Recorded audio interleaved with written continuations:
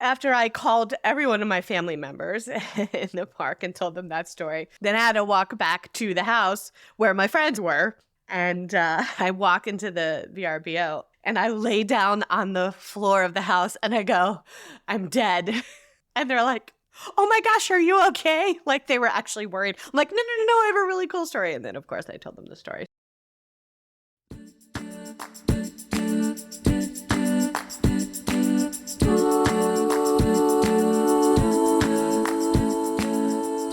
Hello, friends. Welcome to another episode of Sip with Nikki. I am your host, Nikki Lamberti.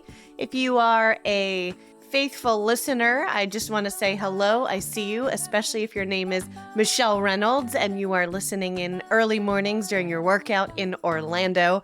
Thank you for your support, Michelle. And if you're new to Sip with Nikki, welcome. So in all honesty, I had other plans for this week's episode, and then something pretty freaking cool happened to me this week. So I took a little detour and I wanted to share with you a little bit about what happened. Not only because it's a cool and I think entertaining story, because I also feel like there are some pretty specific takeaways from what happened, how I reacted. I'm curious how you would have reacted if you were in the same situation, maybe what you would have said or done. And it does have a very cool tie-in to a very surprising wine that I'm going to feature in this week's Sip Spotlight. So pour yourself a glass. This is a bit of a roller coaster, but I'm really excited to share with you what happened. It could happen, and it did happen just this week.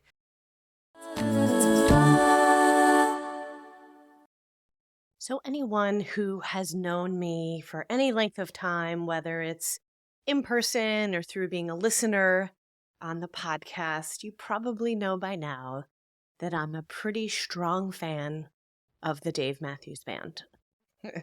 Now, you may or may not have the same enthusiasm for this band that I do, but we all have our things, and this has just been my thing since college. So in 1998, a dear friend of mine, Kim, shout out to Kim in Virginia, she was going to James Madison University in Virginia. I was at Rutgers in New Jersey. And I remember her saying, hey, you have to check out this band. They're local here in Virginia. They've been playing the college bar circuit. And she turned me on to Dave Matthews Band at that time. And then I graduated in 98 and moved to Orlando.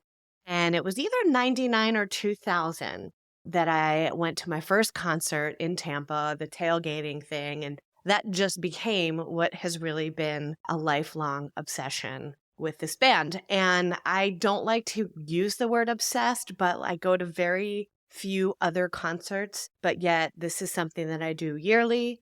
This band tours every summer, with the exception of 2020, where Dave did live stream from his house during COVID, which was so cool. And I've pretty much seen them once a year for the last 26 years. And some years it's been twice or even 3 times. Every Labor Day weekend, they actually play at the Gorge up in Washington. And at the time of recording this, it is Friday, August 30th of Labor Day weekend. And they're actually going to be kicking off their 3 nights of concerts in about 2 hours. And I'm not there. It's hard for us to commit to that now because Labor Day is always getting very close to our harvest of our Sangiovese grapes.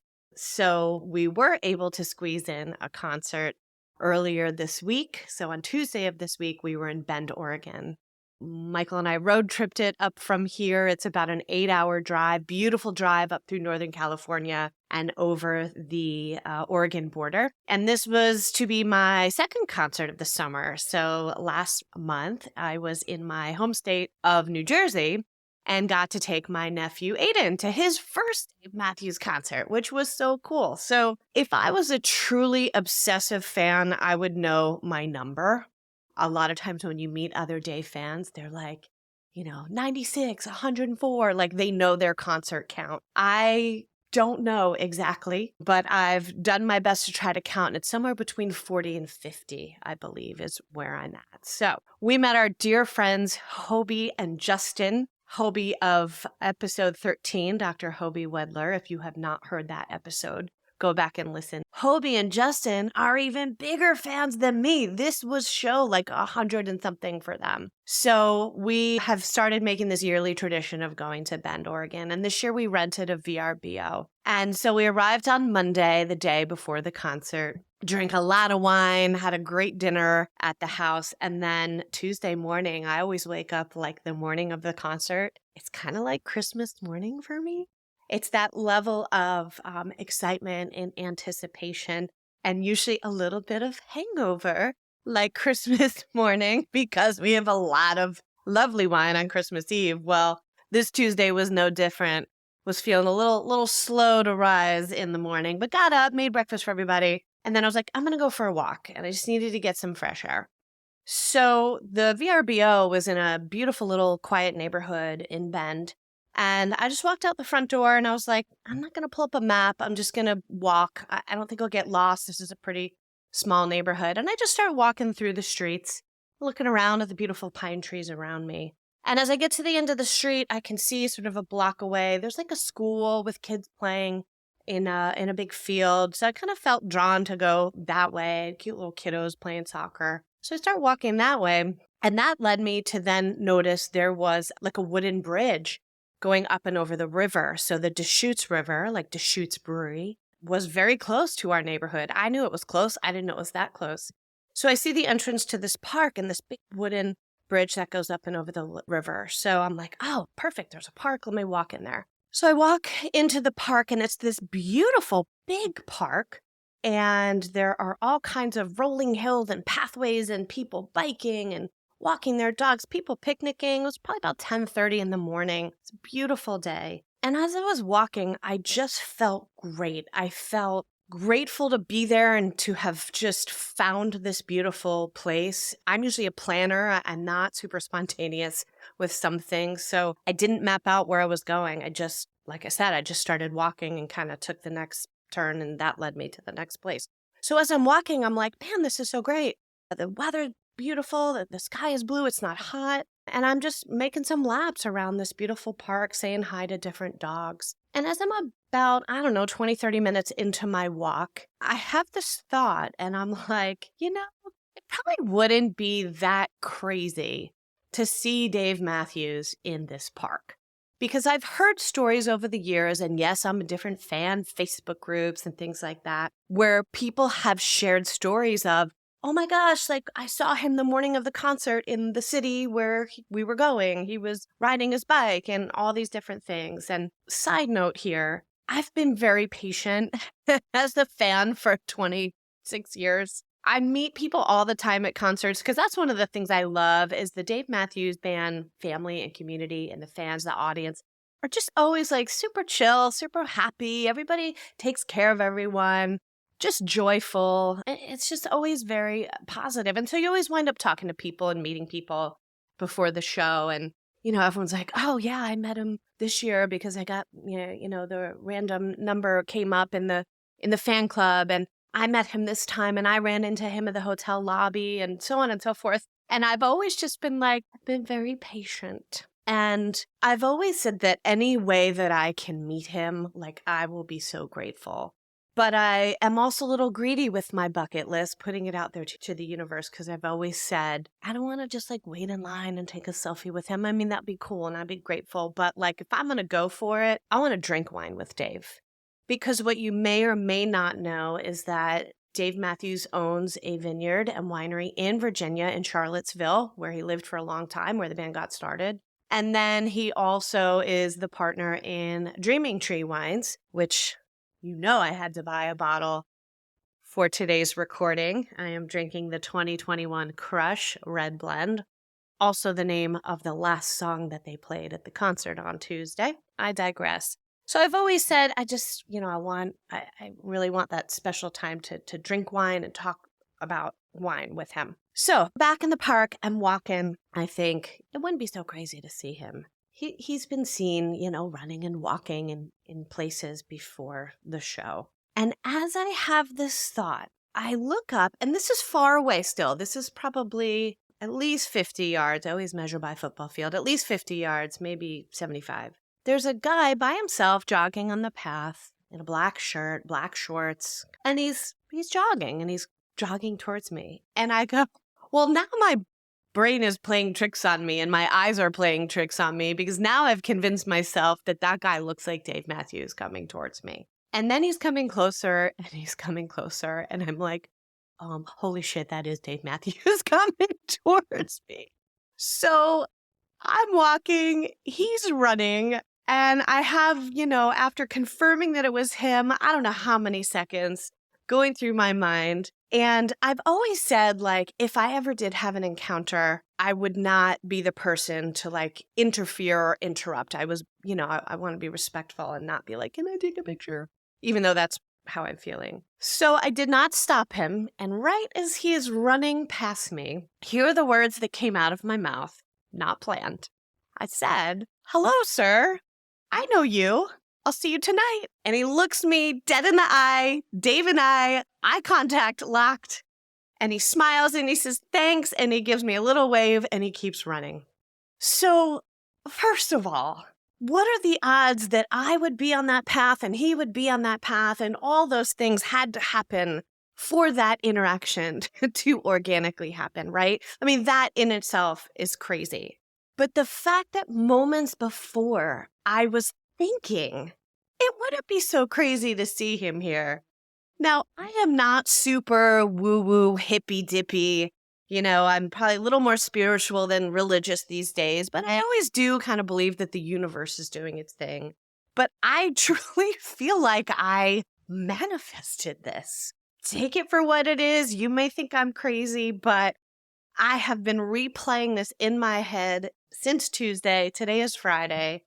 And just the fact that I had that interaction with him, but also the fact that I thought it was going to happen before it happened, gives me goosebumps.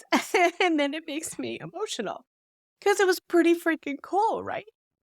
So then he's run past me and I'm like, holy crap, that just happened. So I turned to like watch him keep running. And I did take a video kind of at his back as he's running away just to have proof because I did not stop him and take a selfie. But then my knees got really jello-y and I got like emotional like I am right now telling the story. So I was like, I gotta call my mom. So I sit down. There's a little park bench right there on this path along the Deschutes River where I passed him by shoulder to shoulder. And I sit down on this bench and I call my mom. And of course, Mom, love you. Shout out to you, little Sue in New Jersey. I call her and she answers the phone on her Apple Watch, which sometimes people do, right? When your phone's not nearby. But she answers on her watch and I'm like, hello, Mom? And she's like, I hear like crunching. Hold on, I'm looking for my phone and kinds are rustling. And I'm like, Mom, I have to tell you something. So it felt like it took forever for her to actually like get the phone to her ear. And then whenever I am joy crying, which you guys know happens often, joy falls out of my face, especially if I'm calling like my mom, I have to start off the conversation like everything's okay because, I don't want her to worry that something's wrong. I'm like, everything's okay. But I just had a really cool story. And then I told her what happened and I'm sitting here still in the park on this park bench. And as I'm telling her the story, I look up and he's coming back around, like he's coming in the opposite direction towards me, like he's done another lap in the park. So I'm like, Mom, I gotta go. He's coming back. And now a word from our sponsor. AmericanOliveFarmer.com is a business and a website owned and operated by my friend Liz Tagami and her husband Donald.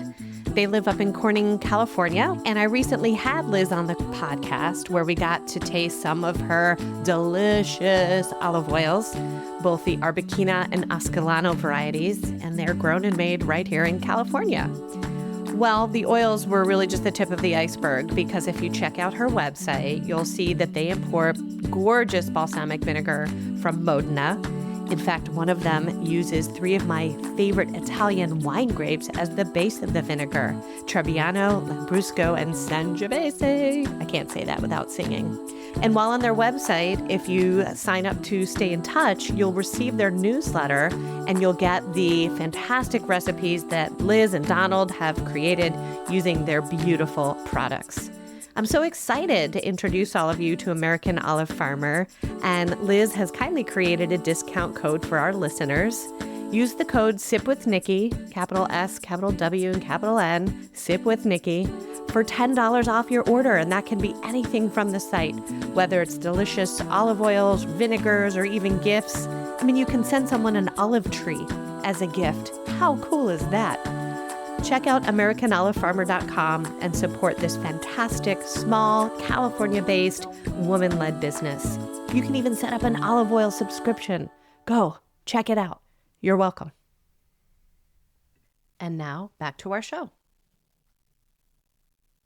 So now I have like a little bit more time. And of course, it feels like an eternity that I'm having this debate in my mind, like, okay, the universe is bringing him back in front of you for a second time. Does this mean it's your time to like stop him, put out your hand, shake, take a picture, tell him you make wine? Like, and I just keep going back and forth and back and forth. And the super respectful, amiable Nikki still took over in that moment. And as he jogged by me, he obviously acknowledged that he had just seen me a minute and a half ago, 2 minutes ago, whenever it was. I don't know. The time is all jumbly. But he just kind of looked at me again, waved to the side, smiled, and kept running. And I did nothing. So I'm so in awe and grateful that this happened, like in such an organic way. First of all, he was by himself, no security, no hat, no glasses, like not trying to hide in any way. And that's one of the things I've heard over the years of people that have interacted with him, is that he's just super down to earth and super cool. And that was really cool. And the fact that I was alone. Michael was playing golf that morning and I was by myself. And it's just like, holy cow, right? So in the last couple days, as I've retold the story, and then I was like, oh my gosh, I have to record this as a podcast, and replayed it. Like when I get into bed at night, it's like a reel running in my head. And sometimes when I replay it, it's exactly as it was. And I don't stop him and I just say, hello, sir. I know you. See you tonight. Ooh. And then sometimes in my head, I replay it, and and you would probably do the same thing, whether it was Dave Matthews or your idol that you want to meet. And I'm like, oh, what should I have done? And, one of my friends, Heather from the Wine Haters episode, Heather, who does not like wine, go back and listen to that episode. She's like, you should have started running alongside of him. I'm like, oh yeah, because that wouldn't have been a hot mess, right? So I'm curious. I would love your reactions and your thoughts to this. Send me an email, Nikki@sipwithnikki.com, and let me know, what would you have done in that situation whether it's him again or replace Dave with your idol and they're jogging? Would you have stopped them? Would you have fist pumped? Would you have put your hand out? Would you have run alongside?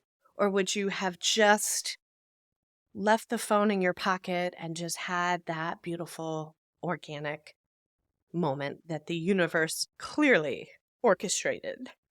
So after I called every one of my family members in the park and told them that story, then I had to walk back to the house where my friends, Hobie and Justin, the even bigger Dave fans, were.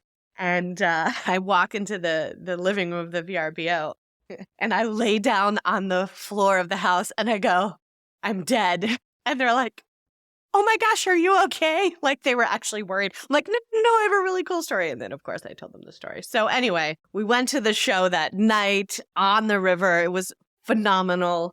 And I truly believe that was just a bonus interaction. I'm still going to be patient for my opportunity to truly meet Dave, to introduce myself, to talk about wine, and to drink wine with him. But this, I felt, was the universe just saying, way to be patient. Here's a little crumb, very cool crumb. And it just was really, really special, you guys. Again, here we are 3 days later, and I can't even talk about it. without getting emotional. So I just wanted to share that with you. And of course, as always, there is a sip spotlight. Sip Spotlight. Or a wine tie-in, of course, because as I mentioned, Dave is a partner in Dreaming Tree Wines. Now, Dreaming Tree, the label, and the wine has been around for a long time, but they just recently changed, I believe, where they make the winemaker, and a real focus on sustainability. And they even changed their packaging.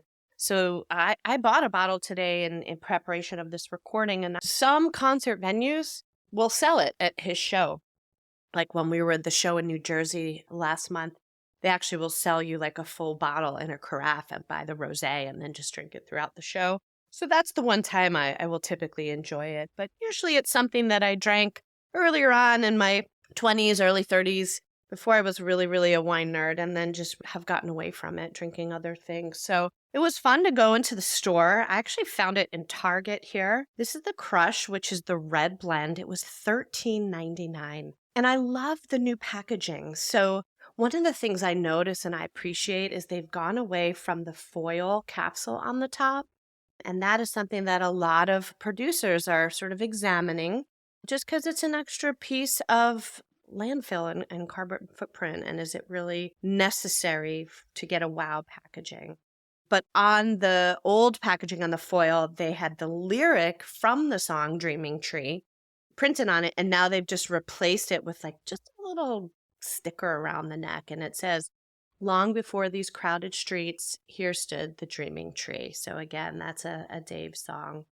And when I was looking on their website today, figuring out what one I wanted to buy, this $13.99 red blend actually got 90 points from Wine Enthusiast, which is a very reputable publication that I follow for scores and ratings. So I just thought I would pour myself some and enjoy it while I shared this story with you. So cheers, taking a sip. It's very fruity. It's very ripe. When I look on their website, dreamingtreewines.com, which of course I will link in the show notes, there's a note from their winemaker. His name is Grayson Stewart. And he says, "Crush is a special blend hand-selected from some of the best grape varieties California has to offer. Rich and decadent, with delicious jammy flavors of raspberry, dark cherry, and a long, soft finish. A truly versatile wine. It pairs well with friends and great conversations or podcasts by almost 48-year-old women who had a personal interaction with David." I added that last part. It does have a quote from Dave, though, and in pure Dave fashion, it's kind of abstract and interesting. And this is actually the same quote that's on the back label. And it has some artwork that I'm going to guess Dave drew. He does that. And it says, "Two hot dogs in a pickup. A hot day, two dogs chase a stick thrown into a pond again and again. The older, slower dog never gets the stick and moans at the effort, but always goes in, quote, maybe this time," from Dave Matthews. And I thought, is that me? Am I the older, slower dog who's been waiting and waiting and patient and thinking, maybe this time? So just a lot of synergy and a lot of cool things happening. One last thing, just a note to the title. So Dave, on his newest album, has a song called "It Could Happen." And I like the song, but like of all the songs on the new album, it wasn't one that really resonated with me until he sang it on Tuesday night. And I'll share the lyrics in the show notes, talking about just it could happen. And it's like we awoke from a dream. And as he was singing this hours after I had interacted with him, notice I'm very, very specific to not say after I met him. I didn't meet him. I had an interaction with him. After that happened, and then hearing him sing that song, it took on a whole new meaning of like, it could happen. It really happened. So there we have it. I just wanted to share a very special thing that happened to me this week. Pair it with a very special, lovely, and very affordable wine. Check out Dreaming Tree. You can get it in most local retailers, Total Wine, wine.com, all of the above. But put on some Dave and enjoy it. And I hope that you get to have your moment one day. It could happen.